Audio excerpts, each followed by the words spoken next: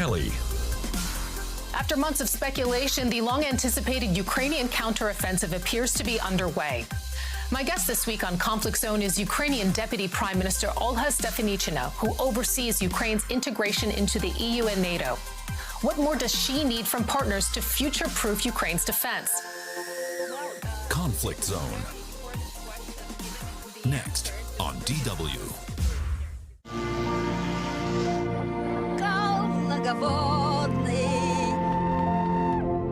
What people have to say matters to us. That's why we listen to their stories. Reporter, every weekend on DW.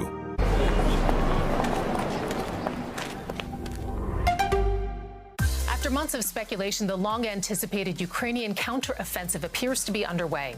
What will count as victory, and on what timetable? Could targets extend as far as Russian-occupied Crimea? My guest this week on Conflict Zone is Ukrainian Deputy Prime Minister Olha Stefanishyna, who oversees Ukraine's integration into the EU and NATO. We have seen a massive losses on the side of the Russian army, which has not been prepared, let's say, for that. What more does she need from partners to future-proof Ukraine's defense? And what does she think might convince Putin that time's up for his invasion? Deputy Prime Minister Stefanishyna, welcome to Conflict Zone. Greetings, Berlin. Ukraine claims to have already retaken a number of villages amid reports of intense battles along the 600-mile front line with Russia. Are you satisfied with the early stages of the offensive? Thank you for this question. It's early to make any forecast, but at this stage, there's a number of things that we can confirm that mostly in Zaporizhia and Kherson region, which are the southern part of Ukraine, Russian Federation is mostly concentrating on defensive measures to keep their lines, while in Luhansk and Donetsk region they are doing the attempts of offensive measures, which has not been successful over the recent days. Meanwhile, we faced a massive missile attacks throughout the whole territory of Ukraine, and especially on the eastern part of Ukraine.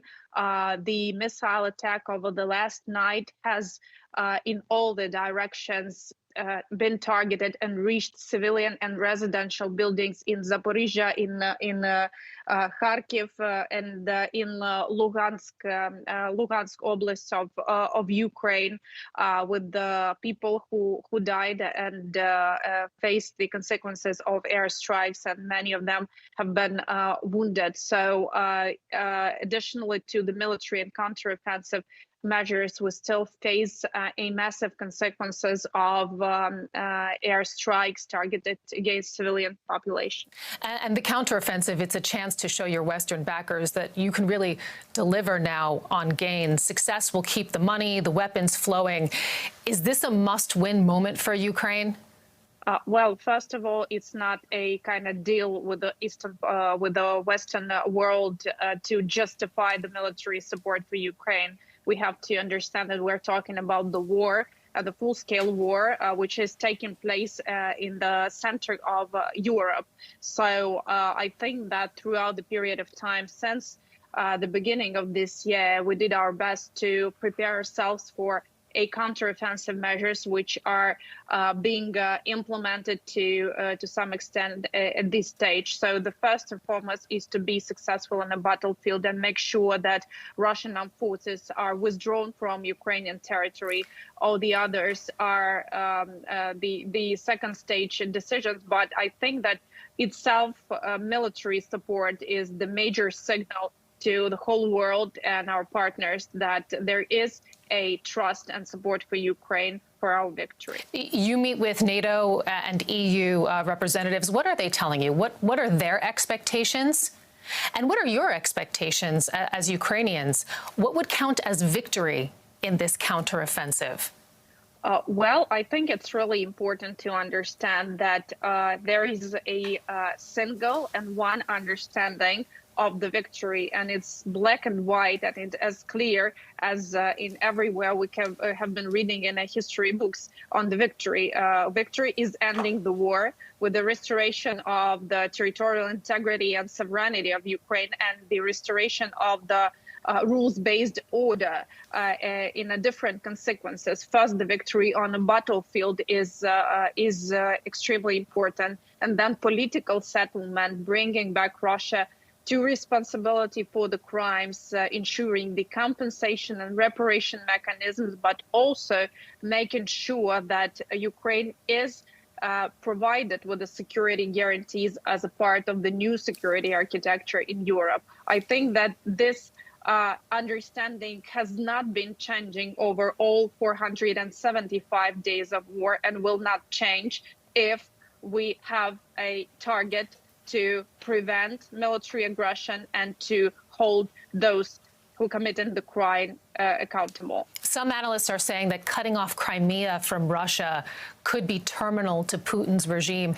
Is that the best case scenario for this counteroffensive? What can you most realistically achieve in the next days, weeks, maybe even months?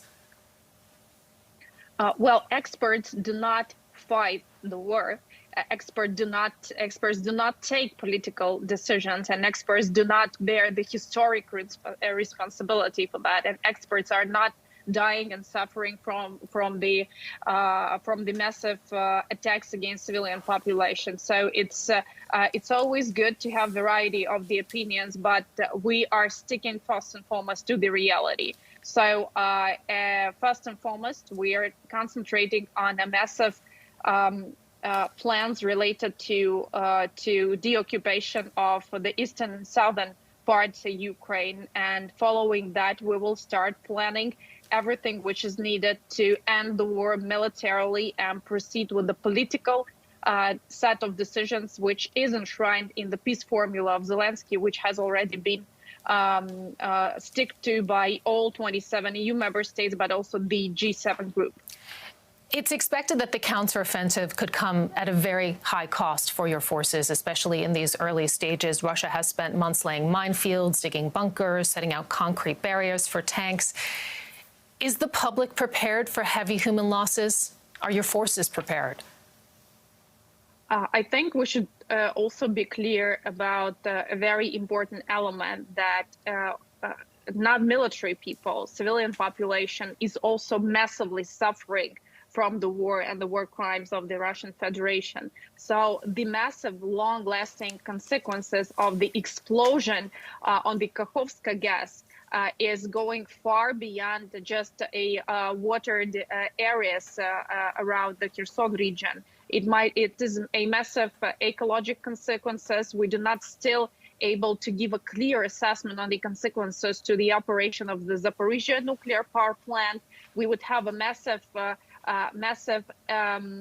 environmental consequences and everything related to epidemiological situation in Ukraine following the outflow of the water. And this is covering thousands and thousands and dozens of thousands of people around Ukraine, not taking families of Ukrainian people who have lost their loved ones, and it's not necessarily only the armed forces. So there is a full consensus among Ukrainian people that if this war is not ending with victory, this would be the war ending Ukraine as a country.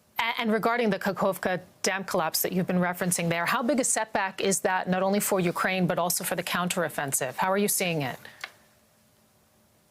I'm not the military person per se, and I cannot really go into details of the planning settlements. So far, we are fully concentrated on mitigating the consequences of this explosion deliberately done by Russian Federation.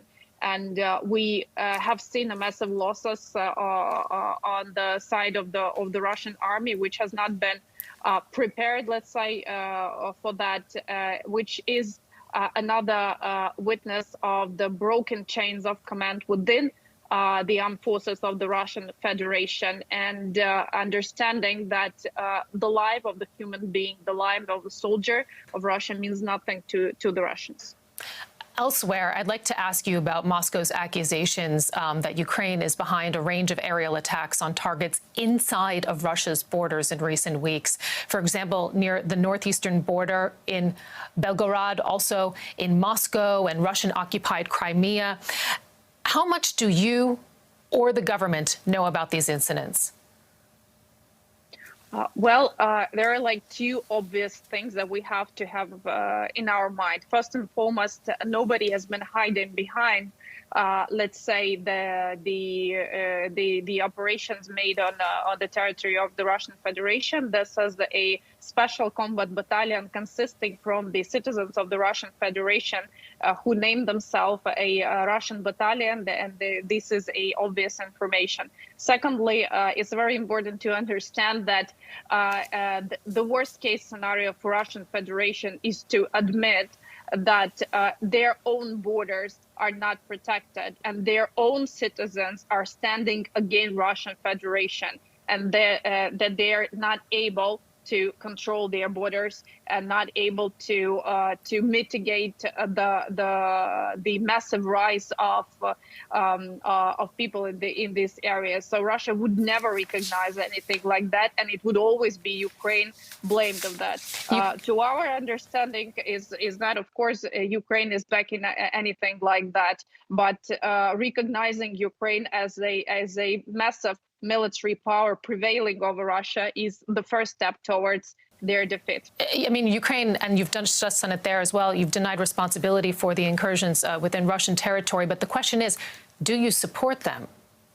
Well, again, I think that the very fact of this occasions taking place on the territory of the Russian Federation and the Russians claiming the responsibilities on Ukraine is the first step towards the defeat of Russia, towards the recognition of their incapability in the military and security sense. So for us, it's a good sign of Russian incapability. Zelensky has been doubling down, meantime, on Ukraine's push to join NATO, calling for a strong signal at the NATO summit in Vilnius in July. A clear invitation to Ukraine is what he's calling for. Do you think you'll get it? I think that we should understand that at this point, we're not talking about making Ukraine a member of NATO tomorrow.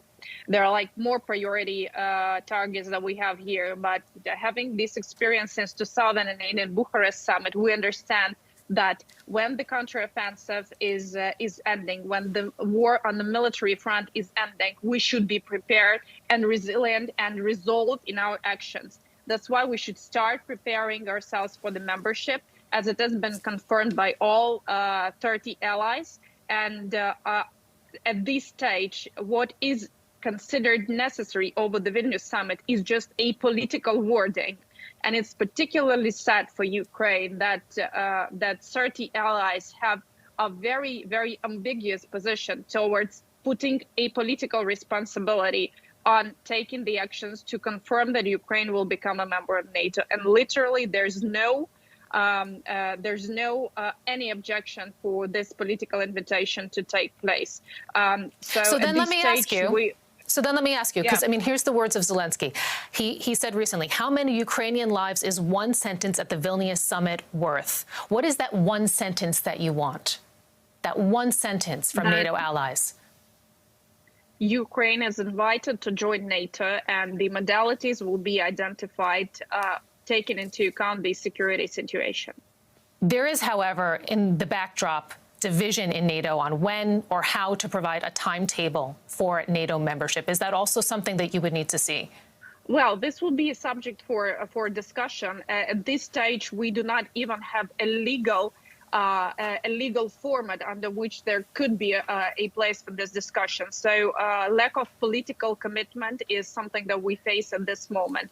And basically, I think that we're reading this signal as if Putin is still sitting over the table of the NATO summit as it was in Bucharest of 2008. And this any ambiguity on political invitation for Ukraine would be read by Russia as a signal that there's still a room for forcing Ukraine to negotiate another Minsk format. And this is not the signal we want to hear. We want leaders to send over the Vilnius summit. Bilateral security pledges made by individual countries are being floated as a possible step now toward Ukraine joining NATO. France recently backed the idea. How do you see those efforts? Is that the best you can hope for?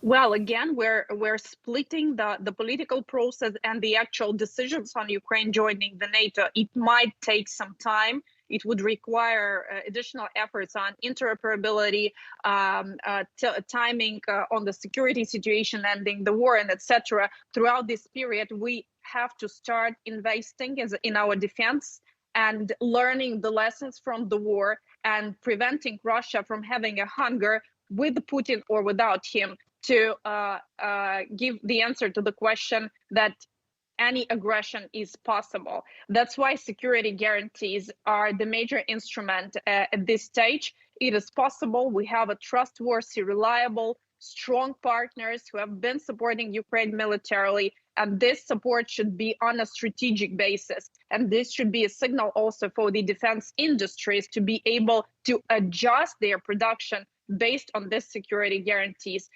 because the war is still lasting. But are security guarantees from NATO and NATO partners even worth having, even if it's on a collective or an individual basis? I mean, because you've had assurances before.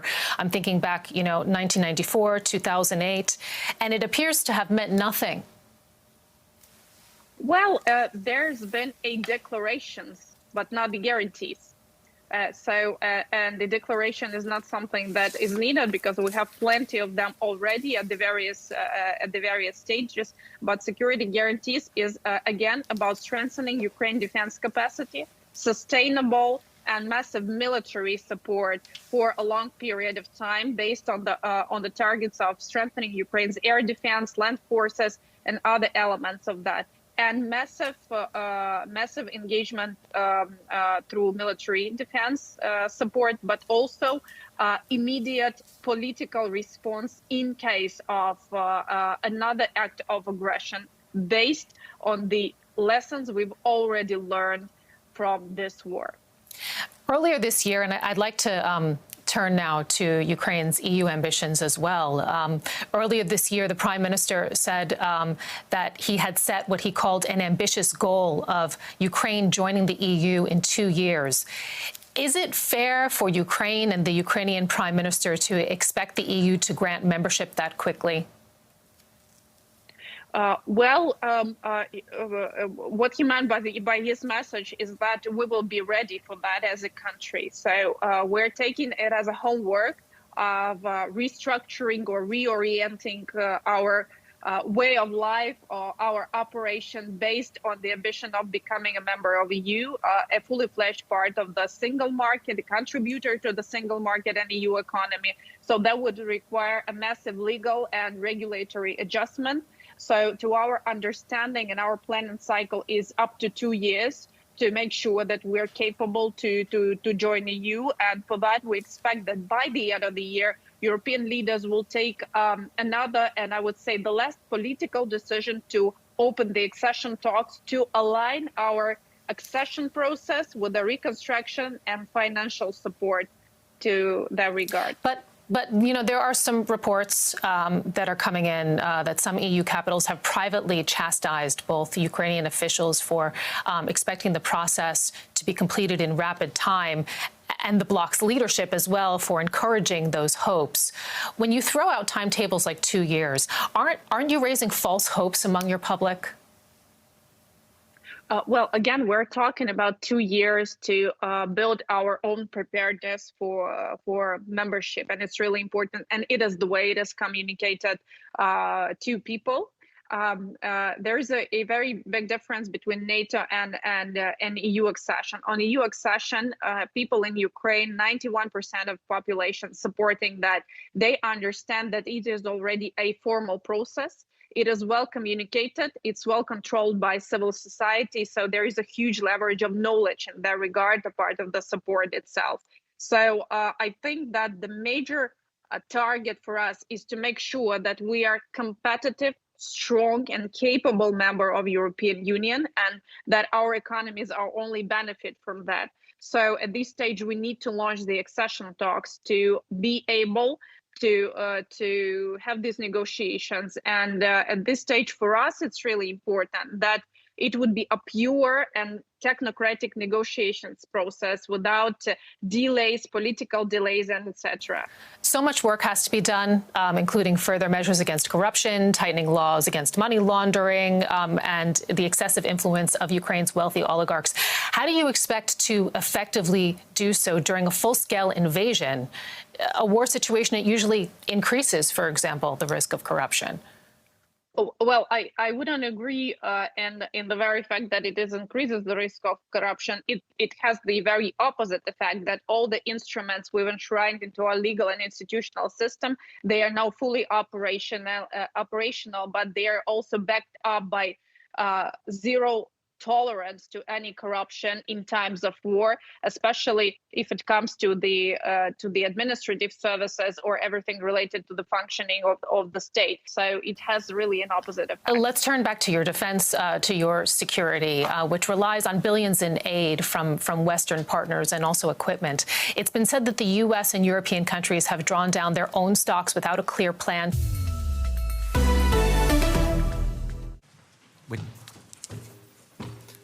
This is DW News live from Berlin. You're watching special coverage of the NATO Defence Contact Group. Good afternoon, ladies and gentlemen. Lloyd Thank Austin, you very much for being and here we're going to today. pick It's up my pleasure to the press introduce conference as they Secretary take of questions Defense from the Lloyd media. Austin III and Chairman of the Joint Chiefs of Staff, General Mark Milley. The Secretary and the Chairman will deliver opening remarks and then have time to take a few questions. Please note that I will moderate those questions and call on journalists. Given our tight schedule, I'd ask that you please limit your follow-ups to give your colleagues a chance to ask their questions, and I appreciate your assistance with this. With that, I'll turn it over to Secretary Austin. Thanks, Patrick, and good afternoon, everyone, and thanks for being here. We've just wrapped up our 13th meeting of the Ukraine Defense Contact Group, and it once again demonstrated the unity and the resolve that have characterized this group ever since our very first meeting. We continue to be inspired by the Ukrainian people. As I told the contact group today, the missile strike that hit a residential building in Kryvyi reminded us all of the senseless suffering that the people of Ukraine have endured. But they remain undaunted, and so do their leaders. We were fortunate to be joined yet again by my good friend, Ukrainian Minister of Defense, Oleksiy Reznikov. As always, this contact group benefits hugely from hearing firsthand from him and his team about the state of the battlefield and Ukraine's most urgent needs. As I've told Oleksiy, we have great confidence in the training and the capabilities of the Ukrainian armed forces, thanks in large part to the tireless and combined work of the contact group's members. Now, we all know that the Ukrainians have been engaged in a tough fight to defend their sovereign territory and take back the occupied territory. And we have all seen the skill and courage of Ukraine's defenders ever since the start of Russia's invasion. Of course, we've given Ukraine's forces important training and impressive capabilities. But war is fluid, dynamic, and unpredictable. Ukraine's fight is not some easy sprint to the finish line. And our message remains clear. We will stand by Ukraine for as long as it takes. Now let me talk a bit more about today's contact group. In addition to the briefings from Ukraine, we heard from the leaders of U.S. European Command, and they briefed us on future training plans, as well as efforts to maintain and sustain the equipment that we've already provided, and to ensure that Ukraine can do so for future equipment as well. We also heard from our friends from Germany and Poland on their work sustaining Ukraine's new Leopard tanks. And our colleagues from the Netherlands and Denmark shared the progress that they've made on plans to train Ukrainian pilots on fourth-generation fighter aircraft, including F-16s. Now that brings me back to one of the very top priorities of this contact group. We remain laser focused on meeting Ukraine's urgent needs for ground-based air defense systems. And that's especially important since Russia has ruthlessly ramped up its missile and drone attacks over the past month against Ukraine's cities. These attacks have killed scores of Ukrainian civilians, and that's just part of Moscow's reckless and lawless attempt to break the will of the Ukrainian people. But Ukraine's air defenders have saved countless lives using air defense systems and interceptor missiles donated by members of this contact group.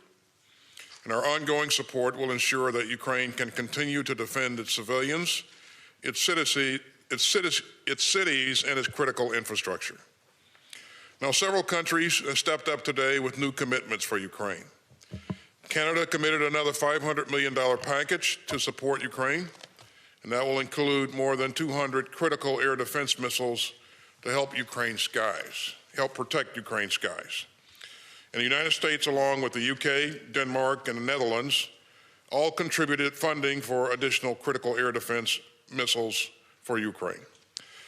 Italy also announced its latest tranche of assistance, which includes highly critical capabilities that meet Ukraine's most urgent needs to defend itself. And several allies are beginning to think about supporting Ukraine for the long term. Norway and Germany announced multi-year packages, and Denmark just announced its own nearly $2.6 billion package for military assistance through 2024. All these contributions underscore our unity in supporting Ukraine and in defending the rules-based international order that keeps us all secure. Ukraine has overcome so many obstacles, but more lie ahead. And Ukraine's troops and citizens do not stand alone. Thanks to the historic support of nations of goodwill from around the world, Ukraine is well positioned for the challenges still to come. As President Biden has said, our support will not waver, our resolve will not falter, and our unity will not crack. Make no mistake, we will stand with the Ukrainian people for as long as it takes. And with that, I'll turn it over to General Milley. Thank you, Secretary Austin, and good afternoon to everyone that's with us here today. For 16 months, the international community has stood together in defense of the rules-based international order. This coalition's commitment at this 13th meeting of the Ukrainian Defense Contact Group demonstrates our unwavering dedication to the ideals of sovereignty and self-determination. First, let me thank Secretary Austin for his steadfast leadership in fostering this global coalition. From the first meeting to the 13th today, without his leadership, these would not be happening. And thank you also to the ministers and chiefs of defense from some 50 nations that joined us today. To Ukrainian Minister of Defense Reznikov, my counterpart, General Zaluzny, who is not here today, but I did have a chance to talk to him the other day, and his representative, General Moisuk, who was here. Thank you for your unflinching resolve and determination in the face of immense adversity. And thank you also for the incredible bravery of the Ukrainian people. We stand here today, not simply as a group of nations, but as a united front, standing for the values that are much larger than ourselves. We stand for the bedrock principles of national sovereignty and liberty, principles that Russia's illegal and unprovoked invasion of Ukraine clearly undermine. Putin's war of choice is not just a transgression against Ukraine. It is literally a frontal assault on the very international order that guarantees peace, prosperity, and freedom to all nations. The brave Ukrainian people continue to demonstrate their spirit of resilience, fighting relentlessly to reclaim their homeland from Russian occupation. Each day, the Ukrainians fight not just with steel and weapons, but with the iron will of their spirit. As President Zelensky has announced recently, the Ukrainians have embarked on an offensive operation to liberate their country. They're in the early stages, and it's far too early to make any definitive assessments. But I can tell you that each day, the Ukrainians demonstrate the courage and tenacity needed to methodically regain their territory. We have said before that war is dynamic. It is a contest of wills. As the Secretary just said, it's uncertain, it's violent, and as always, high cost. But we can be sure that Ukrainian bravery, competency, and preparedness will carry the day. We can be confident that this contact group has given Ukraine the tools that it needs to succeed, and we know that the will of the Ukrainian people will continue to resonate far beyond their borders. In fact, it'll resonate throughout the globe. Their actions echo the voices of all people who cherish freedom and the rights to determine their own fate against tyranny. Our assistance to Ukraine supports their cause to remain free and independent.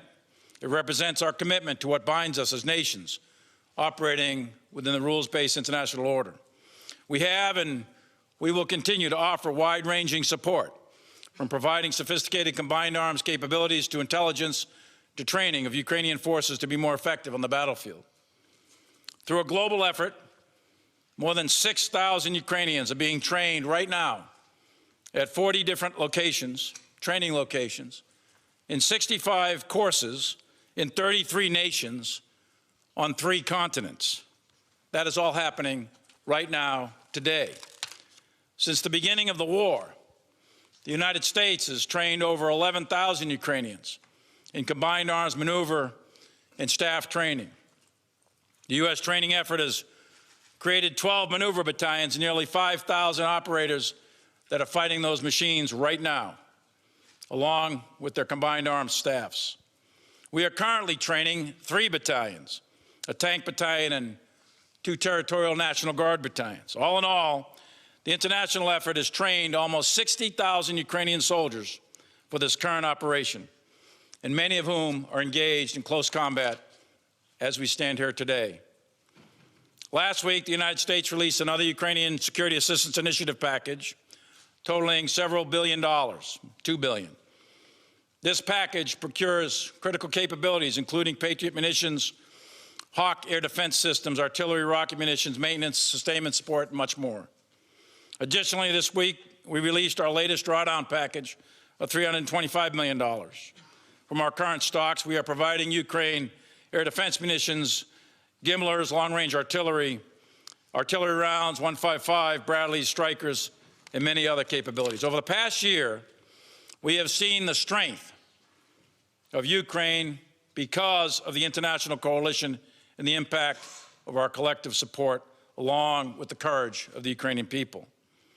We see Ukrainian forces displaying exceptional skill in operating complex systems like Patriot, armored vehicles, and HIMARS. We see Ukrainians effectively leveraging anti-armor weapons, advanced munitions, and sophisticated air defense systems. Our commitment to Ukraine extends far beyond the here and the now. It is not defined by time or convenience, but it is defined by the principles of democracy, freedom, and the international rule of law.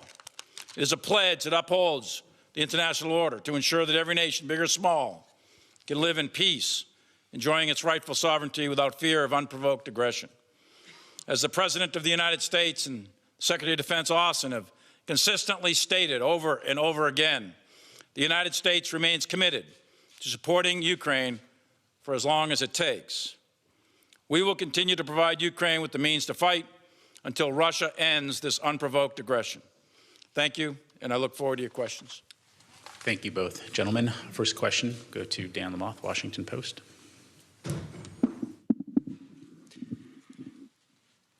Gentlemen, good afternoon. Thanks for your time today. Question for Secretary Austin, please. We've started to see battlefield losses in this Ukrainian counteroffensive emerge online and otherwise. To what degree do they concern you? And do you anticipate additional commitments of U.S. fighting vehicles to bolster the counteroffensive as it moves forward? And then for General Milley, in light of this counteroffensive, there's the expectation that this could be a grinding, bloody slog that takes many months. To what degree and what kind of patience do you anticipate will be necessary, not just for Ukrainians, but the American people and taxpayers, and the military alliance that is supporting Ukraine as this goes on? Thank you. Thanks, Dan. Regarding battlefield losses of vehicles and equipment, this is a war. So we know that there will be battle damage on both sides. And what's important is that, the Ukrainians have the ability to recover equipment that's been damaged, repair where possible, get that equipment back into the fight. And also that we have the means to continue to push capability forward. So there will continue to be battle damage. I think the Russians have shown us that same 5 vehicles about 1,000 times from 10 different angles. But quite frankly, the Ukrainians still have a lot of combat capability, combat power. So as you've indicated, this will continue to be a tough fight as we anticipate it. And I believe that the element that does the best in terms of sustainment will probably have the advantage at the end of the day. So our focus is on making sure that we continue to push forward what Ukraine needs in order to be successful. So Dan, it would be very premature to put any estimates of how long time on an operation of this magnitude. There are several 100,000 Russian troops dug in prepared positions all along the front line. And Ukraine has begun their attack, and they are making steady progress. This is a very difficult fight. It is a very violent fight, and it will likely take a considerable amount of time and at high cost. But at the end of the day, as Napoleon once said, the moral is to the physical as 3 is to 1. And the Ukrainian morale, their leadership, their skill, their tenacity, their resilience is very high. The Russians, on the other hand, their leadership is not necessarily coherent. Their troops' morale is not high. They've been sitting in defensive positions. Many of them don't even know why they're there. So we'll see. It's too early to tell, but we'll see how this plays out. Thank you, gentlemen. Let's go to the back here. ZDF, Florian Neuhan. Thank you very much. Florian Neuhan from German TV, ZDF. Secretary Austin, one question. There's a growing frustration among Eastern European allies that they believe there is not enough support from your government, your administration towards a Ukrainian membership in NATO. Why are you so hesitant to give any more concrete signs that Ukraine will enter the alliance and that there will be some more promises which go beyond the Budapest clauses? Thank you. Well, thanks. I think you've heard us say over and over again that we continue to support NATO's open door policy. And each country will have a different path to accession. And so, again, I will further say that we remain where we were with Budapest. And so as we go forward here, I think you'll see allies and partners continue to work together to provide Ukraine what it needs to be successful and also provide assurances going forward. So. Next question will go to Carla Babb, Voice of America. Mr. Secretary, Chairman, thank you both for doing this. Mr. Secretary, what has the U.S. committed to provide to the F-16 training program for Ukrainians, specifically trainers, munitions, jets? And can you provide us with any more details on the overall F-16 training plans? And Chairman Milley, the indictment of former U.S. President Trump includes a transcript of him discussing a classified document about plans to attack a country. How concerning is it to you that a former president, or any U.S. official for that matter, is willing to discuss classified military plans and consider using those plans to settle personal scores? Thanks, Carla. Well, let me start with the F-16 question here. First, let me say how much I really appreciate the Netherlands and Denmark stepping up to lead this consortium. And they are outlining the plan for training. And there are a number of other countries that have joined in and volunteered to help in this effort. And so this work continues. We were briefed today on kind of the outline of the plan and the steps for the way ahead. And I have to tell you that in the 30 days that we've been after this, they have leaned into this in a major way. As you know, the United States will have to provide approval for the training and also some other aspects of this.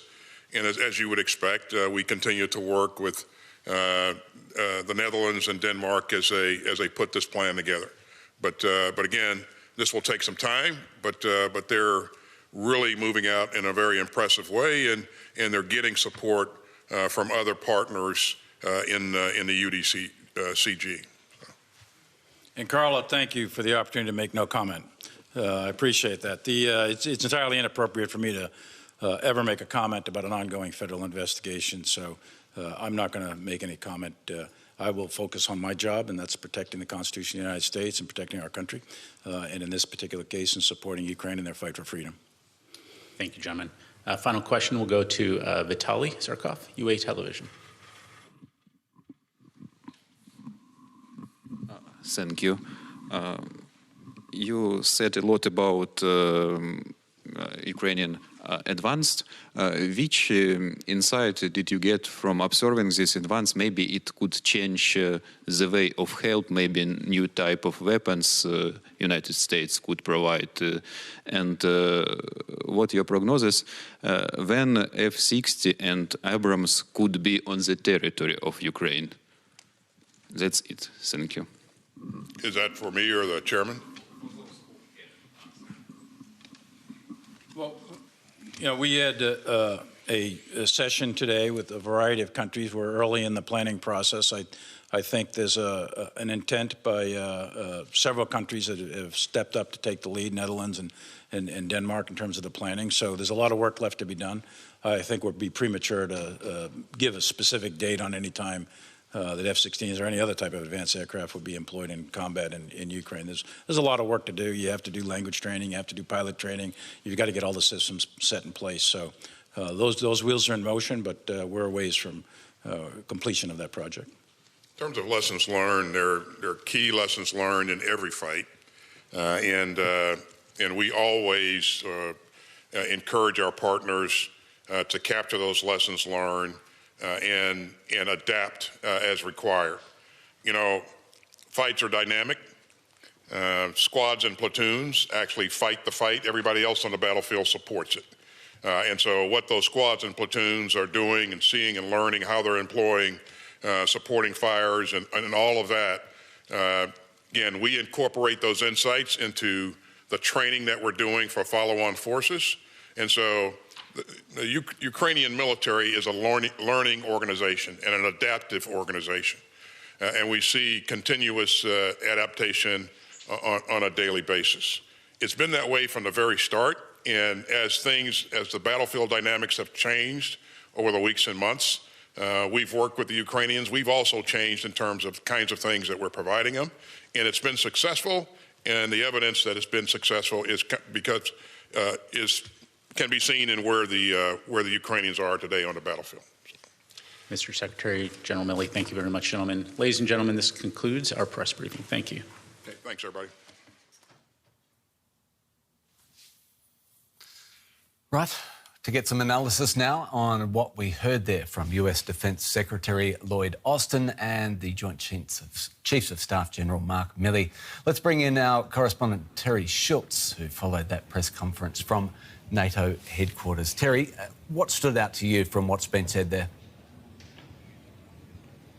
I think one of the big themes for today was air defense. There's a new agreement being signed on providing more air defense to Ukraine. And of course, we see every day and every night this relentless assault by Russia on civilians in Ukraine, on the civilian infrastructure, and on the supplies of weapons, these very expensive, valuable weapons that are being sent by allies all the time, easily destroyed by Russia from the air. So this is really crucial to Ukraine to save lives and to save the equipment they need to keep fighting. And now we've heard from Secretary Austin that there will be more emphasis on air defense, and we'll also be hearing more about that as NATO goes into its defense ministers meeting. This is some of the things that they're going to talk about. What kind of missiles can they provide Ukraine for the equipment that's already there? Patriots, for example, which are providing very effective, but Russia has stepped up this air campaign on Ukraine, and they're going to need more defense. Terry, the possible length of the war and the difficulty of the war was mentioned many times. In that context, what did you make of Lloyd Austin announcing that many countries had signed multi-year commitments here? This is really important for Ukraine and also important for the United States leading this effort, this 13th meeting of the Ukraine Contact Group, drumming up support for Ukraine. So that's very encouraging for everyone in this effort that countries are committing to stay for years. Remember, at the beginning, both Russia thought it would be a quick war, but even on the Western side, even on Ukraine's allies, they didn't think or they didn't know how long this war would go on. As it continues to drag on and neither side appears to be making a lot of progress, everyone has to understand that these very expensive contributions are going to have to continue and even increase if Ukraine is not only going to hold the territory that it has, but push Russia out and regain all its territory. So this is something they're very much looking for, long-term commitments. This is important in Kyiv, but it's also important in Washington. For those sitting outside of that room and wanting to gauge the commitments, for instance, if you're watching from Kyiv or anywhere in Ukraine, taking the temperature of the room, Terry, how did you judge that level of commitment from Austin and from Milley there? Both Austin and Milley are military guys, pretty resolute. It would be hard to read any disappointment because they're simply matter-of-fact guys. But, I mean, if you're in a room with them, if you're these other defense ministers, you're going to step right up. So I think that they truly are encouraged by the ongoing support from other countries. And this is something that we hear constantly here in Brussels, both on the European Union side and here on the NATO side. You don't see countries backing away from their commitment to Ukraine, whether that's in training, which we heard a lot about in this press conference, particularly training on F-16s. This is something that the Ukrainians have asked for.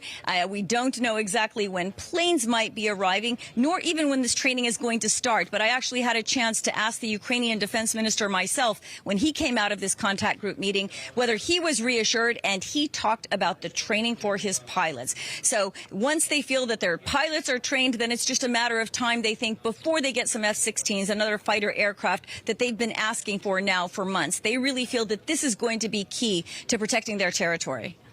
Air defence, definitely the headline from those comments, Terry. Another question that was taken in that session, the European Parliament called a non-binding resolution on NATO to pave the way for an invitation to Ukraine to join the alliance at the upcoming NATO summit in July. What did you read into the answer to the question of when and why not sooner in terms of Ukraine joining NATO? Well, what they were asking Secretary Austin is why the United States seems so lukewarm on this. And I don't think the Ukrainians are going to be very happy with his reply that, of course, we have Bucharest, that assurance from 2008 that someday Ukraine would be a member. Kyiv is looking for much more than that at this next summit in Vilnius. They actually want an invitation with a timeline when Ukraine can be a full member. But I looked at that European Parliament resolution, and actually that isn't any more specific. It says that Ukraine should be offered membership when the war is over and as quickly as possible. That could still be years. And so while it may provide some moral reassurance that everyone is looking for Ukraine to become a member of NATO someday, that day seems very far off, even if they get a commitment like this at the Vilnius summit that someday they will become a member. What they want is a date when they can actually start these negotiations to finalize that process. Terry, we've heard from a couple of the key players now, Lloyd Austin and General Mark Milley. We're still waiting for Jens Stoltenberg. Was there any clue to what we're going to get from Stoltenberg later?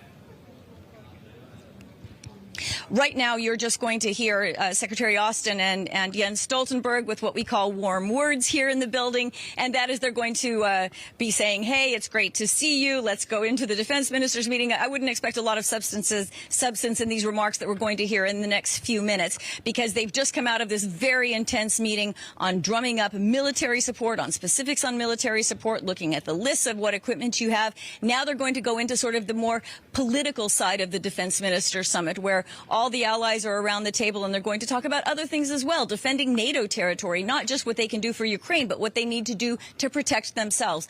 That's a big question, of course, coming into this meeting in Vilnius next month. What we're going to see here at the meeting is a finalization of what they call regional plans, what everyone is going to bring to provide in case of an attack on a NATO ally. What can they bring? How do they work together? That interoperability is really key here at NATO. Plenty to digest. Terry Schultz in Brussels, thanks very much for helping us.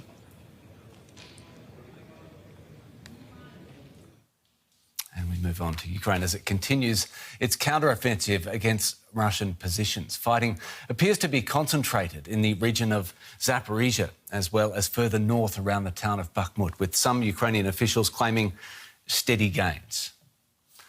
At the same time, Ukraine says renewed Russian airstrikes have hit civilian targets in several Ukrainian cities. Officials say there was a drone attack on the Black Sea hub of Odessa on Thursday morning, and Russian missiles targeted the heart of Kherson, damaging an office building there, while the mayor of the central city of Kryvyi Rih reports a drone attack hit 2 industrial buildings. Ukraine's upgraded air defence systems are proving essential as Russia has stepped up its aerial bombardment of critical infrastructure and civilian targets. But air defence is extremely expensive and the supply of ammunition is not endless. Even before the sirens sound, they're already on the move. Air defence crews come out of hiding and get ready to take aim at incoming drones or missiles. It's a procedure they repeat every single day. Earlier in the war, Russian pilots had free rein of the skies over Ukraine, and missiles rained down on civilian targets, like on this shopping centre. Only complete psycho-terrorists, who should have no place on this earth, can launch missiles at such a target.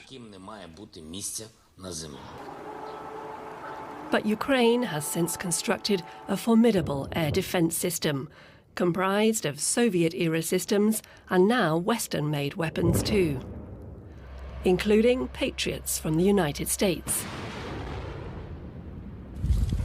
NASAMS from Norway,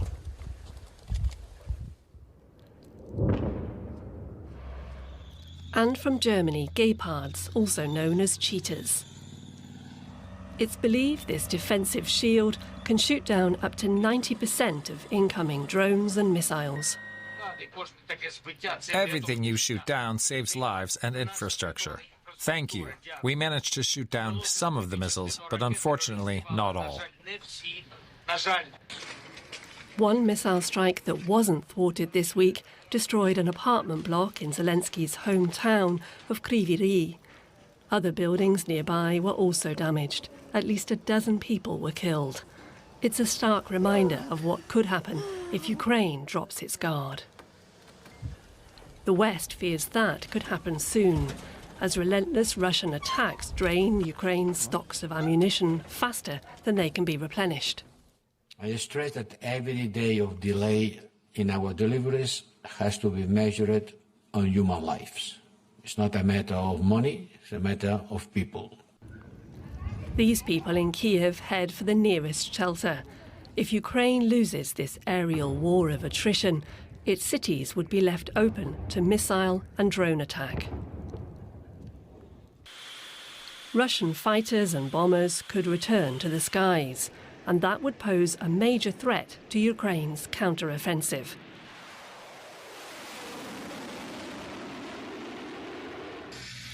Before, all the talk had been of main battle tanks. Now it's about how to protect them on the battlefield. And all eyes are on the skies over Ukraine.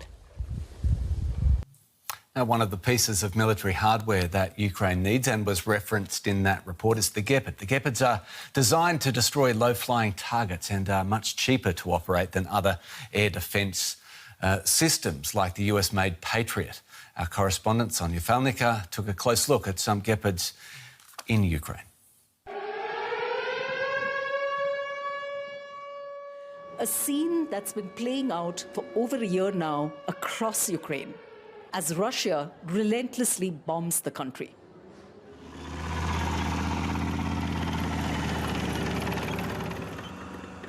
But units like these are standing in the way. Ukrainian air defense capabilities can now take down cruise missiles and Iranian-made drones, thanks to anti-aircraft systems like the German-made Gepard. These units can literally be the difference between life and death. This Gepard unit trained in Germany for a month and a half. I call this the Dragon because it's huge and loud and can destroy everything in its path. both on the ground and in the air. The Gepard has a computer system that crunches data received from the radar, which can detect targets up to 15 kilometers away. Then it's a matter of seconds. We have to take aim at the targets within 2 seconds. This system is very effective and fast and moves well despite weighing 48 tons. It's good for moving around on all kinds of terrain. The self-propelled cannon is armed with twin 35mm guns, which can fire up to 550 rounds per minute. At the end of the cannon, there's a special sensor, and that's responsible for determining the speed and timing of firing the ammunition.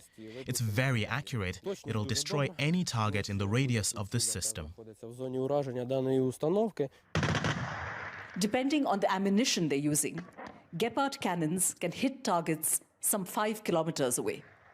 The Gepards play a key role in Ukraine's air defense network, shooting down waves of low-flying drones and rockets. Roman's unit has already taken out 4 Shahed drones and 2 missiles. What they want is more Gepards from Germany, as well as more ammunition, to better protect the skies over Ukraine.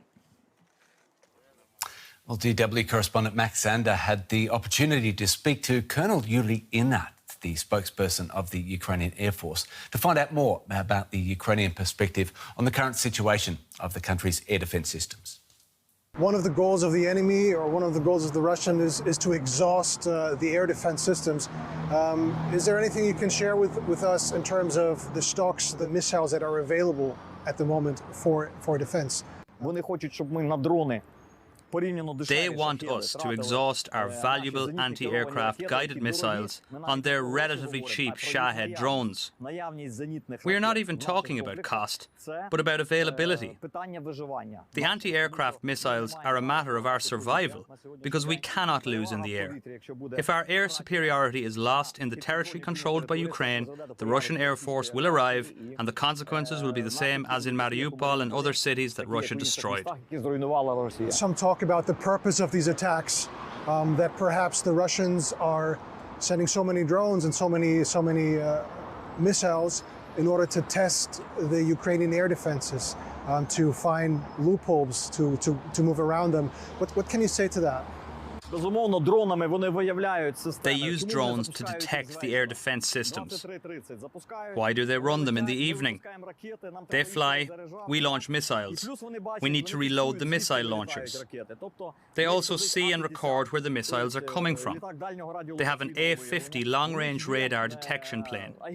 They have agents who walk around Kyiv, enemy agents, and our citizens also film the work of our air defenses. The Russians collect and analyse this information and identify the launch sites. In this way, they know where their drones have flown and they see where they worked.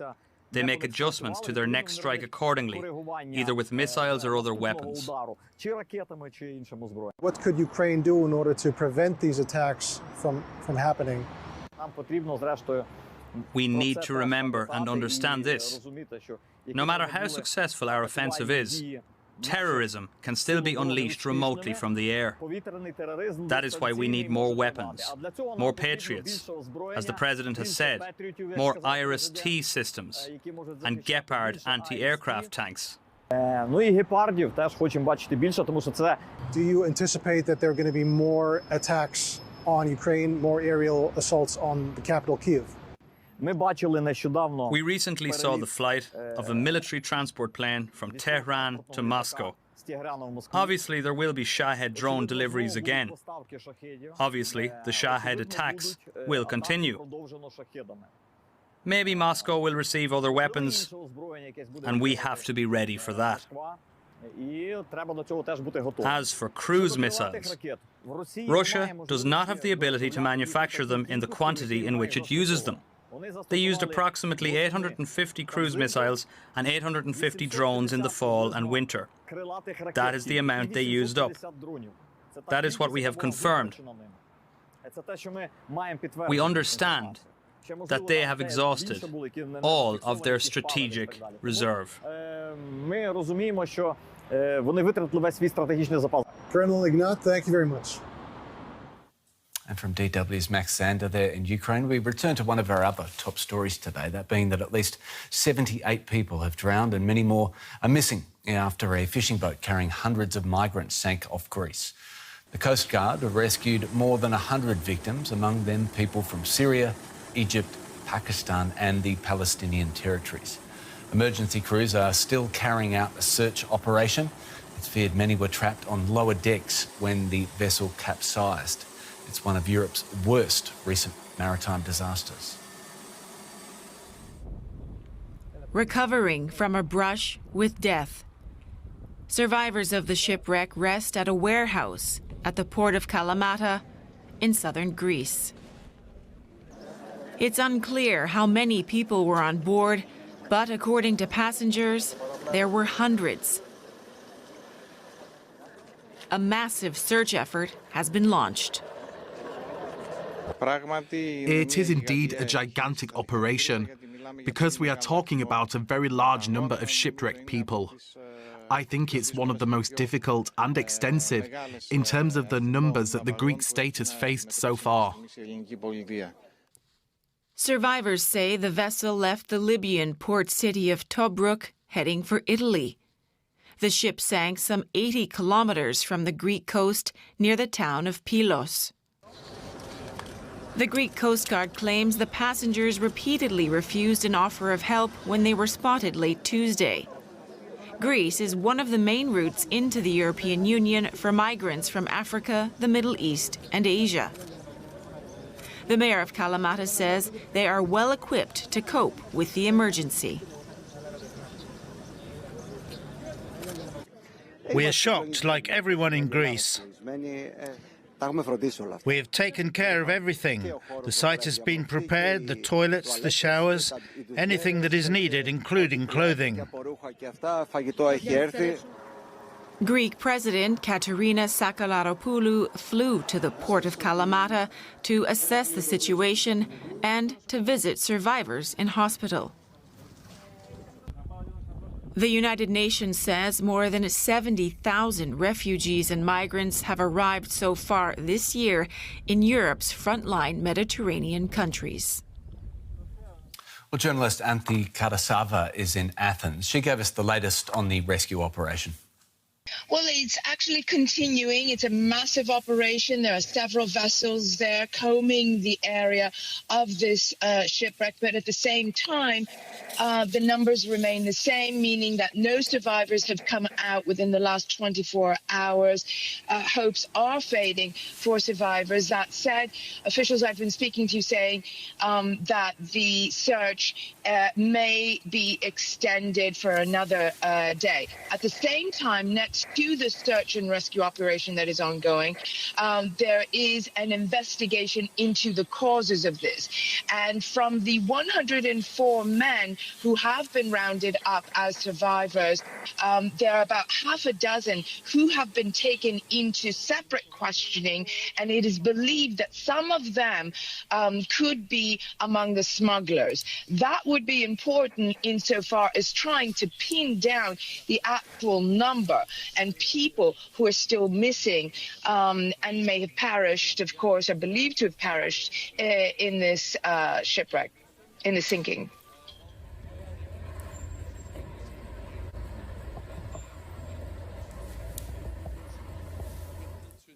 And now we can return to our special coverage of the Ukraine Defence Contact Group in Brussels. We'll go back to NATO's headquarters.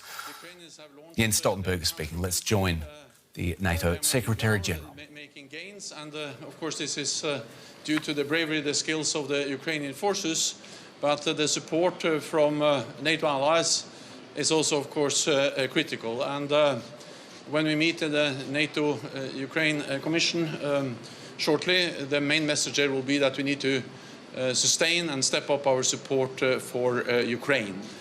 At our meeting and our discussions here today and tomorrow, we will also prepare for the upcoming Vilnius summit, where the message will be about support Ukraine, but also the need to strengthen our own deterrence and defense. This is about new plans, new force structure, and higher readiness of forces. But it's also about increased defense spending. And I know that the United States has been very clear on this for a long time, and NATO allies have stepped up. Since 2014, we have seen that European allies and Canada have added 350 billion extra for defense. And at the Vilnius summit, I expect that allies will agree an even stronger commitment to increase defense spending, where 2% will not be a kind of a ceiling we are striving towards, but 2% of GDP for defense should be a minimum of what we have to spend on defense to ensure our collective defense and our deterrence and defense as a strong NATO alliance. There are many other issues to address, but once again, Lloyd, welcome to NATO. Well, Jens, it's great to be back in Brussels. A nice weather day as well, but it really is good to be back here. So thanks for convening us. And thanks for your leadership. It's been impressive leadership throughout, and we're grateful for your continued service and sacrifices. We're meeting at an historic time. I mean, this is a critical point in the history of the alliance here, as Russia's unprovoked invasion of Ukraine has created the greatest security crisis since World War II. So I look forward to meeting with allies to talk about how we're going to strengthen deterrence and defense, and so I'm sure that those will be healthy and good discussions. We have a very robust agenda based upon what you've laid out for us, and I know everybody's eager to get after it and engage on that agenda. I would just finally say that I'm very, very happy to welcome Finland to NATO, and I look forward to sitting next to a new partner. And I also look forward to another new partner one day in the not too distant future. We can get Sweden on board, and I know all of us are really hopeful about that. So, thank you so much. Thank you. Thank you. Yeah.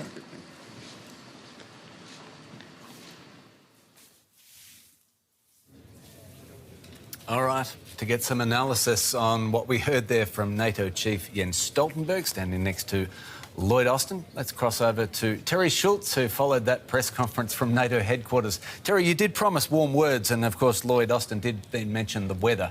I wonder what stood out most from those warm words that we just heard. Those two guys were just ready to get to their next meetings. Let's face it. They've been in this Ukraine contact group all day. Very intensive work in that meeting, lining up what more support can be found from allies to support Ukraine, particularly air defense. This is extremely important because, as we've been covering all day here on DW, you have seen this assault from Russia, just a never-ending, assault of missiles and drone attacks on civilians and also on the infrastructure of Ukraine, and of course also on the stockpiles of weapons that allies are sending there to fight back against the Russians, to kick the Russians out of Ukrainian territory. So air defense was a really key topic here today with the Ukraine Defense Contact Group. Now what's happening is they're moving into a meeting of the NATO defense ministers, and there they're going to talk about a range of things. Also support for Ukraine, ongoing support for Ukraine, but also how to defend NATO territory. So what they're trying to finalize before this summit in Vilnius next month is exactly how NATO is reorganizing itself to defend NATO territory, something it never expected to have to do before Russia invaded Ukraine for the second time. So they've really decided to come up with very specific plans, sort of harking back to Cold War day planning of which countries will move to which area and how they can get there fastest. So there's, we see this air defense exercise ongoing now, led by Germany, and these are some of the lessons that they're learning. How would we defend our own territory as well as helping our friend Ukraine? Terry, a lot of preparing the ground there, readying people for a long war, and indeed, as you talk about defence systems, an expensive war. What did you make of Jens Stoltenberg saying that 2% of GDP is not a ceiling, but a floor, and preparing people for the ongoing cost of this war? Absolutely. Now, this may have been an argument you would have heard even if we didn't have the support needed for Ukraine, because it's something that NATO has said for many years, even before Trump made the 2% so infamous. And that is because NATO militaries, NATO allies have not been spending on their military to the extent that was needed, not keeping them up to date, not keeping their preparedness in training as they needed to. So 2% was the basic aspiration. Spend 2% of your GDP on your own military in order to be ready for anything. Of course, they didn't know how specific that anything was going to be until Russia's, latest war. But this is something that now at the summit in Vilnius, they're going to say not just 2%, but more than 2% is actually needed. So you've all got to get to 2%, and many of them are nowhere near that. But after that, you need to spend more. So this is going to be a hard argument. It's something they've been discussing for a long time. How harsh can you make that language to compel countries to do that? This is something that will be finalized, and I'll be listening to it very carefully there at the Vilnius summit. Terry Schultz, much to digest and discuss. Thanks so much for helping us from Brussels. Terry Schultz in Brussels.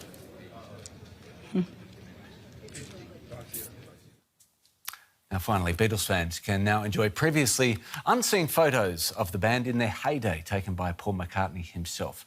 A new book, The Eye of the Storm, shows funny and tender moments shared by the Fab Four in their early career on their way to becoming the biggest band on the planet.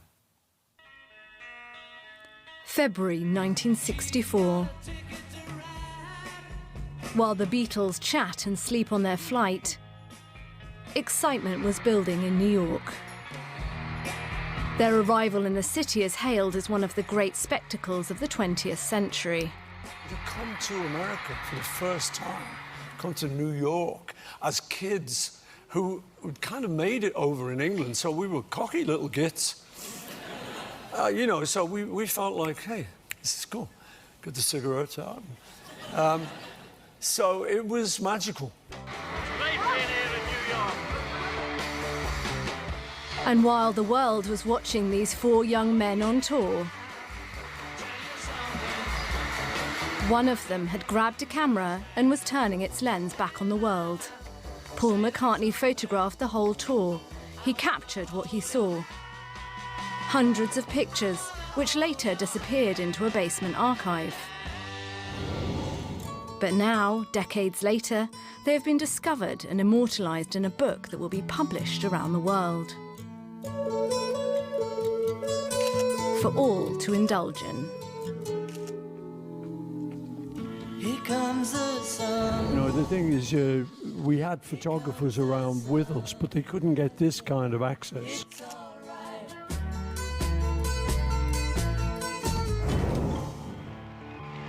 This tour, this world, complete Beatlemania.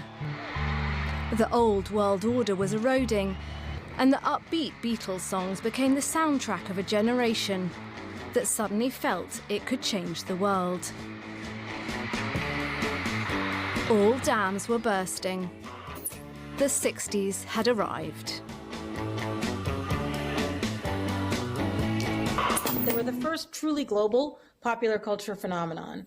And they traveled all over the world. Their music traveled all over the world. They themselves were a mix of influences from all over the world. They're extremely cosmopolitan. I'll follow the sun. One of the book's highlights is the chapter on Miami. It was the first time the young men from Liverpool had seen palm trees, a collection of tender moments. I'll follow the sun. We went down to Miami. The British car firm loaned us an MG each. And, there was a beach and sand and girls and... Come on.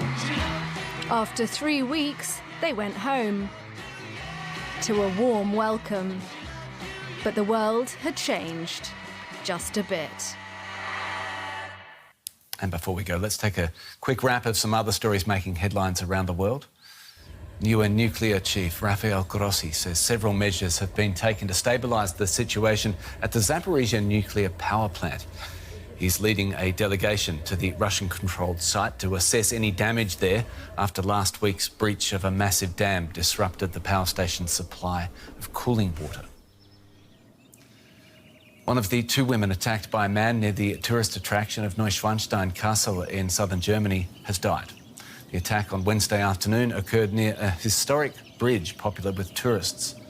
The man fled but was caught by police and has since been held in custody. An official inquiry has found that former British Prime Minister Boris Johnson deliberately misled Parliament about parties in his offices during the pandemic lockdown. A committee has been investigating the so-called Partygate affair for over a year. Johnson has called the probe a political assassination. You've been watching our special coverage of a meeting of the Ukraine Defence Contact Group in Brussels. Defence ministers from 50 nations have been discussing how best to increase support for Ukraine in its fight back against Russian aggression. I'll be back with more news at the top of the hour. Stay with us.